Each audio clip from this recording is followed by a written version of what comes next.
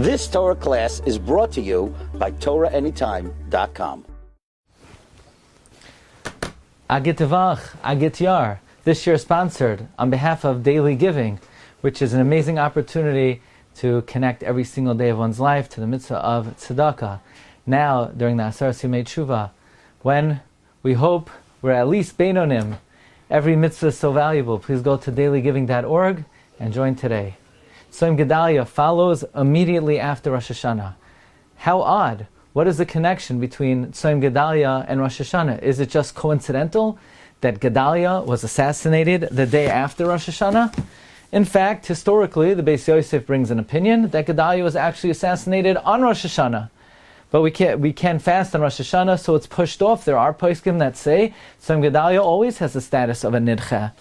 But what's the connection between, why does Hashgacha have it that right after Rosh Hashanah we fast for the assassination of Gedaliah? There were many great Torah leaders and Talmidei Chachamim who were killed and murdered, and we don't have a national day of mourning for them. Why specifically Gedaliah? Gedaliah is not a well-known personality. If not for Tzom Gedaliah, perhaps many would never even have heard of him. What's the connection between Tzom Gedaliah and Rosh Hashanah?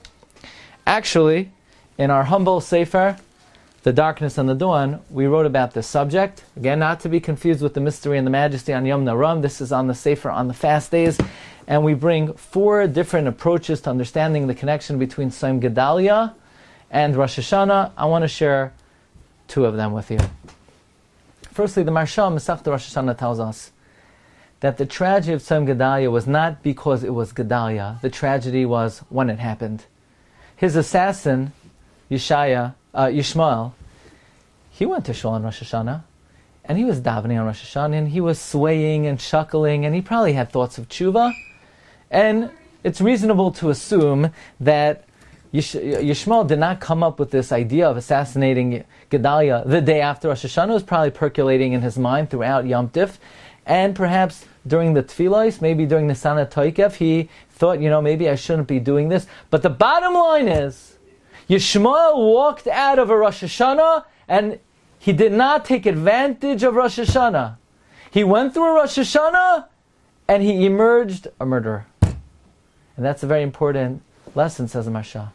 The lesson of Tzom Gedaliah is the failed opportunity of Rosh Hashanah. The tragedy of Tzom Gedaliah is failing to capitalize on the grand opportunity of Rosh Hashanah. That someone could go through Rosh Hashanah and not take advantage of it. That's the tragedy. The tragedy wasn't that Gedaliah was assassinated per se, although that was tragic. The tragedy is a person could go through a Rosh Hashanah and emerge unchanged. And therefore, Chazal have us fast right after Rosh Hashanah to make sure that we come out of a Rosh Hashanah a different person. We don't emerge from Rosh Hashanah the way we came into it. We have to be different coming out of Rosh Hashanah. I saw an amazing approach in a sefer on the Ta'anesim, which is called Sefer Zikaron, Iyunim B'Ta'aniyos, a collection of essays about the Ta'anesim. And this particular maimer was written by Rabbi Yaakov Krauss, the Rav of Young Israel of Hancock Park, and the Menahel of Torah Semis in Los Angeles. He mentions the following idea. He says, historically, what happened on Tzom Gedaliah? Gedaliah led the last community, the remnant of the Jewish people that was left in Yerushalayim after the destruction of the first Beis HaMikdash. That was the last she'eris of Klal Yisrael. We know the Beis HaMikdash stood 410 years, and during the time of the first temple, there were many great spiritual gifts: the fire from heaven, the Urim V'Tumim, the Aron, the Shechina, the Ruach HaKodesh. The second Beis HaMikdash, the Navi Chagai says, V'i Kavda, it's missing a hay. There were 5 gifts that were missing from the second Beis HaMikdash that were not present in the first Beis HaMikdash. What's the reason why the second Beis HaMikdash really paled in comparison to the first? The answer is because there was a break. There was a separation between Bayis Rishon and Bayis Sheni. Those 70 years was a full-fledged break. If Gedaliah would never have been assassinated, then it would not have been 410, followed by 70 years of break, followed by 420. It would have been one contiguous Zman of 900 years. 410 70, 420. 900 years of continuous service to HaKadosh Baruch Hu, of Hashras Hashchina. The reason why they were never able to recover in times of Bayis Sheni is because there was a complete hefsek between Bayis Rishon and Bayis Sheni. That hefsek was accomplished through the assassination of Gedaliah. And once there's a hefsek in Ruchnius, it's very hard to recover. I'll give you the following analogy. The analogy goes like this.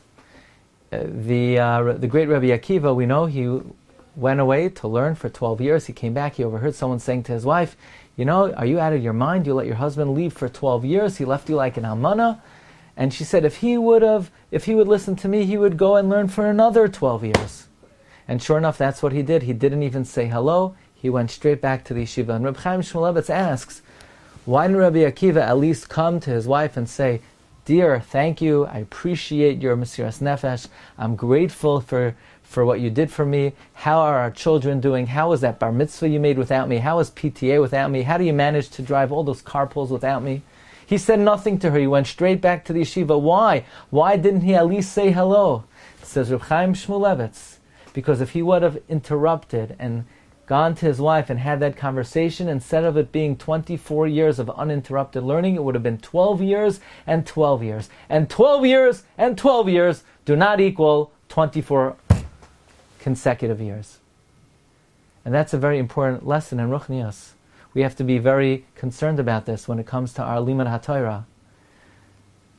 Perhaps one Kabbalah that we should try to make for this coming year is that while we're learning, we should disengage from our phones, turn off the phone.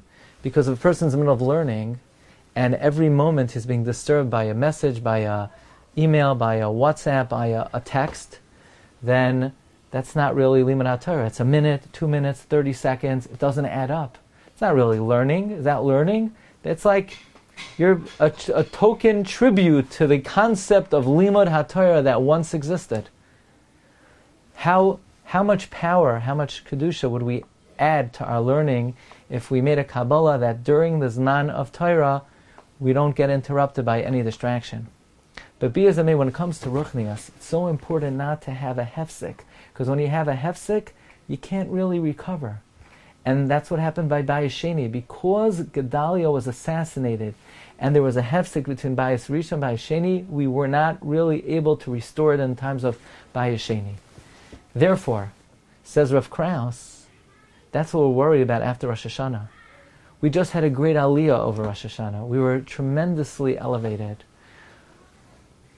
But we don't want to lose it. If we let it wither away, if we let it fade and wane, and we have to start all over Yom Kippur, it's not going to be easy to restore the madrigos we reach on Rosh Hashanah. The lesson of Tzom Gedaliah is don't let there be a hefsek in the 7 days between Rosh Hashanah and Yom Kippur the way there was a hefsek in the 70 years between Bayis Rishon and Bayis Sheni.